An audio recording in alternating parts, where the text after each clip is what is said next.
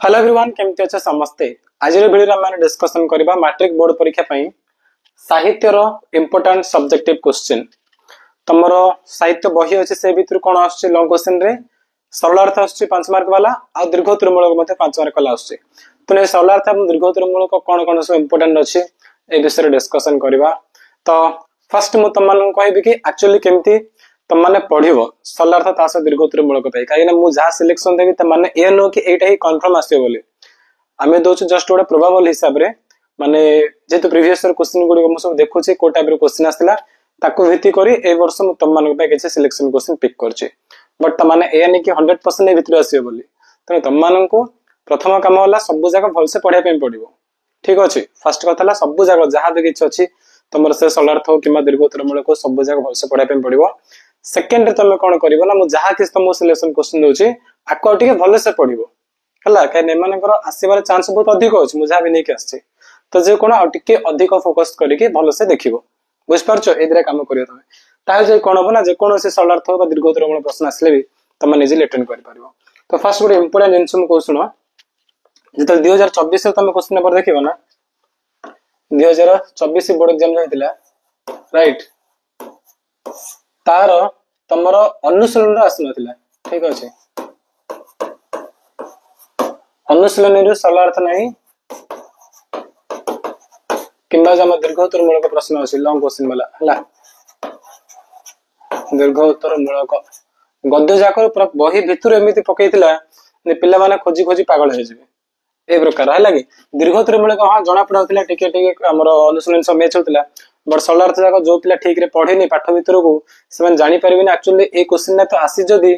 को पाठ रो आछे बुझि पारछो तो ए प्रकार थिला तने तमनक पे मोर सजेशन रहइबो तमे कोन करिवो सबुजा पाठ को लाइन टू लाइन पढिबो पर मन रखिया दरकार नै बट एमिति लाइन टू लाइन पढो जेमति कि जदी तम एग्जाम रे क्वेश्चन आसिला बही भितरु अभ्यास रो न पके कि अनुशीलन न पके कि बही भितरु आसिला तमे जानि पारिबो कि हां ए क्वेश्चन आउचे ए पाठ रो बोली हला ए क्वेश्चन ना ए पाठ रो ए लाइन डा मो एठी पढथिले ए पाठ लाइन डा पढथिले एमति कि छोडथिला तमे सेडा जान देलो ना तुमको इजीली जणा पड़ जिवो कि हां एडा छै पाठ रो एवं से पाठ तमे आगुरु सारांश पढिचो ताको बेस कर तमे किछि नले मते सरल अर्थ लिखि पारिबो 5 रो 5 न आसले 5 रो 3 बा 4 मार्क तमरो आसे पारिबो बुझ पारछो तेनु गोटे जिंस मन रखो कि खाली अनुशीलन रो सरल अर्थ दीर्घोत्तर मूलक पढ देले हेबनी तमानको बही भितर को जाव पड़िबो आ बही भितर तम टोटल 5 रा पाठ अछि ना टोटल 5 रा गद्य अछि तो 5 रा तमे जे कोने से गोटे स्किप करो हला जे कोने से गोटे को तमे स्किप करि पारिबो करे कि बाकी जो चारटा अछि तार पूरा सारांश भले से पढि दियो बाकी चारटा तम इच्छा तमे जोडो स्किप करछो करो कोले गोटे पाठ छाडी के बाकी सब जा करो पूरा सारांश कंप्लीट कर दो पूरा जा के छ हमर हला पूरा सारांश कंप्लीट करे जहां भी किछि तार समीर अछि भल्ला से मन रखे पे चेष्टा करिवो 3 पेज भीतर रखो ताडो अधे रखे आवश्यक नै बट प्रैक्टिस करो हला काना बोर्ड रो कथा किछि ठीक नै गत वर्ष बळे ए वर्ष भी सेंति कला काना आरो वर्ष हमरो पिलांकर इंग्लिश एग्जाम भलो अछि किंतु साहित्य सबुडो खराब हेतिला बही भितर पकैतिला से रचना गुडी को मध्ये दुनिया बाहर पचारतिला तमर टेस्ट पेपर मध्ये से रचना नै रचना पचारतिला ठीक अछि तो ए वर्ष जदी सेंति ला हैरान होइजिवो तेनु तमर फर्स्ट काम होला तमे जो पांचरा भितरु लास्ट ला छाडो सेत्रा मर तो क्वेश्चन आसुनी किछि तापर जो तमर ला पांचरा से पांचरा जे कोने से गोटे स्किप करो करे बाकी चारटा तमे पूरा भल्लो से तारा सारांश पढी के मन रखि दियो आ लाइन टू लाइन मध्ये पढो जेमति कि तमर एग्जाम रे जदी क्वेश्चन आसला गोटे लाइन रे पछरला कला आरो सरल अर्थ माने आरो सरल अर्थ लेखो बुझ पारछो तो सेठी तम माइंड को आसे पड़ी कि हां ए लाइन दा ए पाठ रो राइट ए प्रकार करे पे पड़िबो ओके तो चला वर्तमान में देखिबा हमर कोन कोन सब अछि इंपोर्टेंट चैप्टर में हम डिस्कशन करबा प्रथम देख हमर जो कांत कवि से पाठ रो आरो कोन अछि क्वेश्चन देखो आरो सरल अर्थ जदी हम कहबी हला सरल अर्थ तुम केवल एटा को पढी परिबो माने गल्पटेर परिणति बेस करुण रसरे मार्मिक एटा पढी परिबो आ बाकी जहां भी किछ आसला माने तमे जदी पूरा सारांश पढिजो आ बहिर लाइन खोजी मन करे ए भितर किछ आसला नै बहि भितर किछ लाइन उठा देला पचार देला तमे जानि छु ना कि हां एटा होचे पाठर बोली तमे सारांश पढिछो सेते लिखि पारिबो बुझ पारछो बट सरल अर्थ जदी देखिबा हमें तो एटा मोस्ट इंपोर्टेंट लागु छै ए सब बुझा भितर आ आर जो दीर्घोत्तर मूलक वाला प्रश्न अछि ना तमे कोन करिवो कांत कवि को जीवनी रो परिचय केवल एटा को पढि दियो भलो से एटा को भलो से पढि दियो साहित्य कृति गुडी को तमे से भितरे ही ऐड कर दियो बुझ पारछो एटा को पढो और साहित्य कृति गुडी को तमे से भितरे ही ऐड करला बळे पढि दियो पूरा 3 चार पढिया तमा दरकार नै ତାଙ୍କ ଜୀବନ ପରିଚୟ ପୁରା ତାଙ୍କର ପିଲାଠୁ ବଡ ହେଲା ପର୍ଯ୍ୟନ୍ତ କୋଉଠି କଣ ପଢିଛନ୍ତି କେମିତି ତାଙ୍କର ଲାଇଫ ବଢିଥିଲା ବୁଝିପାରୁଛ ନା ସେସବୁ ଭଲସେ ପଢିବ ତା ସହିତ ସେ କଣ କଣ ଲେଖିଛନ୍ତି ତାକୁ ମଧ୍ୟ ମିଶେଇକିରି ହେଲା ତାକୁ ମିଶେଇକି ଗୋଟେ ଲଙ୍ଗ କ୍ୱେଶ୍ଚନ ଆଲୁଏଲ ପୁରା ପଢିଦିଅ ଠିକ ଅଛି ଏକ୍ସାମ ରେ ପଢିଲା ମାନେ ଯଦି ତାଙ୍କ ଜୀବନ ପରିଚୟ ପଚାରିଲା ତମେ ଲେଖିପାରିବ ତାଙ୍କର ସାହିତ୍ୟ କୃତି ପଚାରିଲା ତାହେଲେ ତମେ ଲେଖିପାରିବ ଓକେ ତାପରେ ନେକ୍ସଟ ଜନ୍ମଭୂମିର ତ ସଲାର୍ଥ କହିଲି 3 ଯାକ ଇମ୍ପୋର୍ଟାଣ୍ଟ ଗୋଟେ ବି ସ୍କିପ କରିହବନି 3 ଯାକ ଇମ୍ପୋର୍ଟାଣ୍ଟ ହେଲା ଏଇଟା 3 ଯାକ ବଟ୍ ଯଦି ମୋଷ୍ଟ ଇମ୍ପୋର୍ଟାଣ୍ଟ ମୁଁ କହିବି ତାହେଲେ ଏଇ ଦିଟା ଟିକେ ଅଧିକ ଇମ୍ପୋର୍ଟାଣ୍ଟ ଅଛି ଏଇ ଦିଟା ଦେଖ ଏଟାକୁ ମଧ୍ୟ ଛାଡିବନି ଏଟାକୁ ମଧ୍ୟ ଦେଖିଦେଇଥିବ ସମସ୍ତେ ଦୀର୍ଘୋତ୍ତର ମୂଳକ ଆପେ ମୁଁ କିଛି ଦେବିନି ପିଲାମାନେ କାହିଁକି ନା ସେମିତି ତ ମତେ କିଛି ଲାଗୁନି ମୁଁ କୋଉଟା ସିଲେକ୍ଟ କରିବି କୋଉଟା ଛାଡି ଜଣା ପଡୁନି ତେଣୁ ତମେ ପୁରା ବହିରୁ ଭଲସେ ସାରାଂଶ ପଢିଦିଅ ଯେମିତି କି ତମର ମନେକର ଏଇଟା ଆସିଲା କି ପଲ୍ଲୀ କୋଳକୁ ଫେରିଯିବା ପାଇଁ ନୈତିକ ସାହସ ନାହିଁ ବୋଲି ଲେଖକ କାହିଁକି କହିଛନ୍ତି ଏଇଟା ସେ ଲେଖିପାରିବ ବୁଝିପାରୁଛ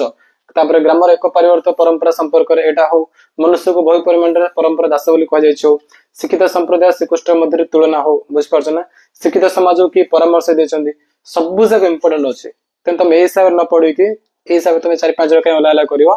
ତାଠୁ ବେଟର ହବ ତମେ ଯେମିତି ଦୀର୍ଘୋତ୍ତର ମୂଳକ ଲେଖିଲା ବେଳେ ଫାଷ୍ଟ ତାଙ୍କ କବିଙ୍କ ବିଷୟରେ ବା ଲେଖକଙ୍କ ବିଷୟରେ ପୁରା ଲେଖୁଛ ଗୋଟେ ପାରାଗ୍ରାଫ ସେଟା ଟେଷ୍ଟ ଉପରେ ପଢିଦିଅ ଆଉ ବାକି ତମେ କଣ ପୁରା ଆମର ଏ ପାଠର ସାରାଂଶରେ ଭଲସେ ଦେଖେଇ ଦିଅ କିନ୍ତୁ ଯାହା ବି କ୍ୱେଶ୍ଚନ ଆସେ ତମେ କରିପାରିବ ତେଣୁ ଆ ଭିତରେ ମୁଁ ଦଉନି ତମର କାମ ହେଲା ତମେ ପୁରା ସାରାଂଶକୁ ଭଲସେ ପଢ ପୁରା ଏ ପାଠକୁ ଛାଡିବନି ଦୀର୍ଘୋତ୍ତର ମୂଳକ ପୁରା ଭଲସେ ପଢିବ ସମସ୍ତେ ତାପରେ ନେକ୍ସଟ ଜିନିଷ କଣ ଅଛି ଆମର ଦେଖ ଆର କଣ ଅଛି ଆମର ସଭ୍ୟତା ବିଜ୍ଞାନ ତ୍ୟାଗ ମାର୍ଗରେ ଦୀକ୍ଷିତ ହୋଇ ଯେତେବେଳେ ମାଲିକ ହୁଏ ନାହିଁ ଭାରତର ବୈଶିଷ୍ଟ୍ୟ ଆଧ୍ୟାତ୍ମିକତା ଏଟାକୁ ପଢିବ ସମସ୍ତେ ଏହାର ଶେଷ ଫଳ କଣ ହବ ତାହା ଭବିଷ୍ୟତ ଗଭୀର ନିହିତ ବର୍ତ୍ତମାନ କେବଳ ପରୀକ୍ଷଣ ଚାଲିଛି ଏଇଟା ମଧ୍ୟ ଇମ୍ପୋର୍ଟାଣ୍ଟ ଅଛି ବିରାଟ ସାଗର ଦୁର୍ଲଙ୍ଘ ହୋଇନାହିଁ କିମ୍ବା ତୁଙ୍ଗ ମେଳ ଦୂର ହୋଇନାହିଁ ଏଇଟା ମଧ୍ୟ ଇମ୍ପୋର୍ଟାଣ୍ଟ ତ 3 ଯାକ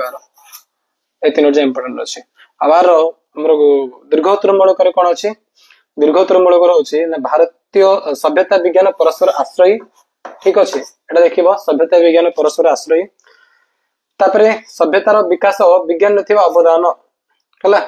ଏଟା ତ ଏଥିରୁ ତମେ ଜାଣିପାରିବ ସଭ୍ୟତା ବିଜ୍ଞାନ ପରସ୍ପର ଏଇଟା ପଢୁଛ ନା ସେଥିରୁ ତମକୁ ଜଣା ପଡୁଛି କି ସଭ୍ୟତାର ବିକାଶରେ ବିଜ୍ଞାନ ଥିବା ଅବଦାନ କଣ କଣ ବିଜ୍ଞାନ ସଭ୍ୟତା ପାଇଁ କଣ କଣ ସବୁ ଅବଦାନ ଦେଇଛି ବୁଝିପାରୁଛ ତ ଭାରତୀୟ ସଭ୍ୟତା ବାହ୍ୟ ସଭ୍ୟତା ସମ୍ପର୍କରେ ଲେଖକ ଦୃଷ୍ଟିଭଙ୍ଗୀ ପ୍ରତିପାଦନ କର ଏଟା ସ୍ଲାଇଟଲି ଦେଖିଦିଅ ବଟ୍ ବେଶୀ ଇମ୍ପୋର୍ଟାଣ୍ଟ ଆମର ଆସୁଛି ଏଇଟା ସଭ୍ୟତା ବିଜ୍ଞାନକୁ ନେଇକି ତୋର କ୍ୱେଶ୍ଚନ ବଳ ଆସିବ ବିଜ୍ଞାନ ଦ୍ୱାରା ସଭ୍ୟତାରେ କଣ ସବୁ ଉନ୍ନତି ଘଟିଛି ଆଉ ମାନଙ୍କ ପରସ୍ପର ଆଶ୍ରୟ ଏ ବିଷୟରେ ପଚାରିବ ହେଲା ତ 2ଟା ଦେଖିବ ଆଉ ଏଟାକୁ ପାରିବ ତ ଦେଖିପାର ନହେଲେ ଛାଡିପାରିବ ଚଳିବ ତାପରେ ନେକ୍ସଟ ଆଗକୁ ବଢିବା ଏବେ ଦେଖ ମାତୃଭାଷା ଲୋକ ଶିକ୍ଷା ମାତୃଭାଷାରେ ମନୁଷ୍ୟର ଯେଉଁ ସ୍ମୃତି ହୁଏ ଅନ୍ୟ କୌଣସି ଦ୍ୱିତୀୟ ଭାଷାରେ ତାହା ନାହିଁ ଇମ୍ପୋର୍ଟାଣ୍ଟ ଆମ ଦେଶର ଜ୍ଞାନ ଭଣ୍ଡାରଟା ଇଂରେଜୀରେ ଥିବାରୁ କୋଟି କୋଟି ଜନତାଙ୍କ ଆଖି ଥାଉ ଅନ୍ଧ ତାପରେ ଆସିଲା ଆମର ବଥ ସିନା ବଥାଏ ଆବୁ କାହାର ବଥାଏ ନାହିଁ ହେଲା ଏଇଟା ଏବଂ ଏଇଟା 3ଟା ଦେଖିଦବ ଦେନ୍ ଆର କଣ ଆସିଲା ଆମର ଦୀର୍ଘୋତ୍ତର ମୂଳକରେ ମାତୃଭାଷା ଶିକ୍ଷା ହିଁ ଦେଶ ଜାତି ପ୍ରଗତିର ପରିଚାୟକ ଏଟା ମଧ୍ୟ ଇମ୍ପୋର୍ଟାଣ୍ଟ ଅଛି ତମମାନଙ୍କର ଠିକ ଅଛି ତାପରେ ନାଇଁ ଏଟା ତ ପଢିବା ଆବଶ୍ୟକ ନାହିଁ ଜନତାର ସାମୂହିକ ଶିକ୍ଷା ପାଇଁ ମାତୃଭାଷା ହିଁ ପ୍ରକୃତ ମାଧ୍ୟମ ଏଟା ଗୋଟେ ଦେଖିବା ବୁଝିପାରୁଛ ସାମୂହିକ ଶିକ୍ଷା ପାଇଁ ମାତୃଭାଷା ହିଁ କଣ ପ୍ରକୃତ ମାଧ୍ୟମ ଅଟେ ଏଇ ଦ୍ରାକୁ ସମସ୍ତେ ଭଲସେ ଦେଖିଦବ ଏଟା ବି ଅଛି ଏଟାକୁ ବି ତମେ ଦେଖିପାରିବ ନ ଦେଖିପାରିବ ଅଲଗା କଥା ବଟ୍ ଏଇ ଦ୍ରାକୁ ଭଲସେ ଦେଖିବ ଆଉ ଯେମିତି ମୁଁ କହିଥିଲି ଯଦି ବି ତମର ଯେକୌଣସି କ୍ୱେଶ୍ଚନ ଆସିଲା ବହି ଭିତରେ ମନକୁ ଉଠେଇ ପଚାରିଦେଲା ତମେ ସାରାଂଶ ପଢି ଦେଇଛ ସେଟାକୁ ଲେଖିଦବ ହେଲା କି ତାପରେ ଏଟା ପୁରା ଇମ୍ପୋର୍ଟାଣ୍ଟ ଆର ଏ ବର୍ଷ ତମର ଦୀର୍ଘୋତ୍ତର ମୂଳକରେ ଆସିବାର ଚାନ୍ସ ବହୁତ ଅଧିକ ଅଛି ତେଣୁ ଏ ପାଠର ପୁରା ଭଲସେ ସମସ୍ତେ ଦେଖି ଯାଇଥିବ ହେଲା ଏଇଟାରେ ଆସିବାର ଚାନ୍ସ ବହୁତ ଅଧିକ ଅଛି ଆଉ ତମର ଯେମିତିକି ଅଛି ସଭ୍ୟତା ବିଜ୍ଞାନ ଏଇ ଦିଟା ପୁରା ଭଲସେ ଦେଖିବ ଦୀର୍ଘୋତ୍ତର ମୂଳକ ପାଇଁ ଦେଖିବ କନଫର୍ମ 99% ଚାନ୍ସ ଅଛି ଏଇ ଦିଟାରୁ ଗୋଟେ ତମର ଆସିଯିବ ଏ ବର୍ଷ ଆର ଦେଖ ସଲାର୍ଥ ତ ଏଇଟା ଇମ୍ପୋର୍ଟାଣ୍ଟ ଅଛି ଏଇଟା ମଧ୍ୟ 3 ଯାକ ଇମ୍ପୋର୍ଟାଣ୍ଟ କୋଉଟା ଛାଡିଲେ ହବନି କାହିଁକିନା ମୁଁ ତମକୁ କହିଲି ବହି ଭିତରେ ମଧ୍ୟ ଉଠିକି ସଲାର୍ଥ ପଚାରି ଦଉଛି ଅନୁସରଣ 3 ଯାକ ପଢିଦିଅ ଗୋଟେ ବି ତମେ ଛାଡନି ସଲାର୍ଥରେ ଦୀର୍ଘୋତ୍ତର ମୂଳ କ୍ଷେତ୍ରରେ ବିବେକାନନ୍ଦଙ୍କର ଭାରତ ପରିଭ୍ରମଣ ଉଦ୍ଦେଶ୍ୟ ପରିଣତି ଆଲୋଚନା କର ହେଲା ତାପରେ ନେକ୍ସଟ ତମର କଣ ଆସିଲା କେଉଁ କେଉଁ ଘଟଣାବଳୀ ବିବେକାନନ୍ଦ ଗୃହତ୍ୟାଗ ସନ୍ନ୍ୟାସ ସମାଜ ସଂସ୍କାର ହେବାର ସହାୟକ ହୋଇଥିଲା ଆବଶ୍ୟକ ନାହିଁ ଅଧ୍ୟୟନରୁ ଅର୍ଜିତ ଜ୍ଞାନ ଅଭିଜ୍ଞତା ଜୀବନ ନିବିଡ଼ ଅନୁଭୂତିରୁ ଜୀବନ୍ୟାସ ପାଇ କ୍ରିୟାଶୀଳ ହୁଏ ଏଟା ପଠିତ ପ୍ରବନ୍ଧ ଅନୁସାରେ ଆଲୋଚନା କରିବ ଏଟା ଦେଖିଦବ ବଟ୍ ଏଟା ମୋଷ୍ଟ ଇମ୍ପୋର୍ଟାଣ୍ଟ ଅଛି ସବୁଠୁ ଅଧିକ ଇମ୍ପୋର୍ଟାଣ୍ଟ ମାନେ ଆମର ଏଇଟା ଅଛି ବିବେକାନନ୍ଦଙ୍କର ଭାରତ ପରିଭ୍ରମଣର ଉଦ୍ଦେଶ୍ୟ ଏବଂ ପରିଣତି ଆଲୋଚନା କର ଏଟା ମୋଷ୍ଟ ଇମ୍ପୋର୍ଟାଣ୍ଟ ଆକୁ ଛାଡିବନି ଠିକ ଅଛି ତ ବାସ୍ ଏତିକି ଥିଲା ତମର हमर गद्य विषय में डिस्कशन कले एबे नेक्स्ट आउटे वीडियो रे तुम मानको पई नेकी आसीबी पद्य पद्य रे कोन कोन इंपोर्टेंट अछि से सरलार्थ हो बा हमर दीर्घोत्तर मूलक वाला प्रश्न हो ठीक अछि किंतु मु पुणी थर तुम मानको कहूची कि जहा सिलेक्शन देछि ता माने या नै के भितरे कंफर्म आसीबो तुम बही भितरे मते माने पचार दोछ एग्जाम रे हला त बही भितरे जदी पचार तापे हम केमते सिलेक्शन नेकी आसीबा तो बेटर हबो तमे पांचटा रो जे कोनसी चारटा रो भल्ल से पूरा भल्ल से तार सारांश पड़ जेमते कि तार दीर्घोत्तर मूलक आसे तुम लिखि पारिबो किबा स्थलार्थ आसे तुम लिखि पारिबो आ सब जार हमर जो लेखक परिचय अछि ताको पूरा घोषे पानी कर दियो ठीक अछि तो चलो एतिकी थिला नेक्स्ट क्लास रे हम पद्य रो डिस्कशन करबा चलो तो थैंक यू।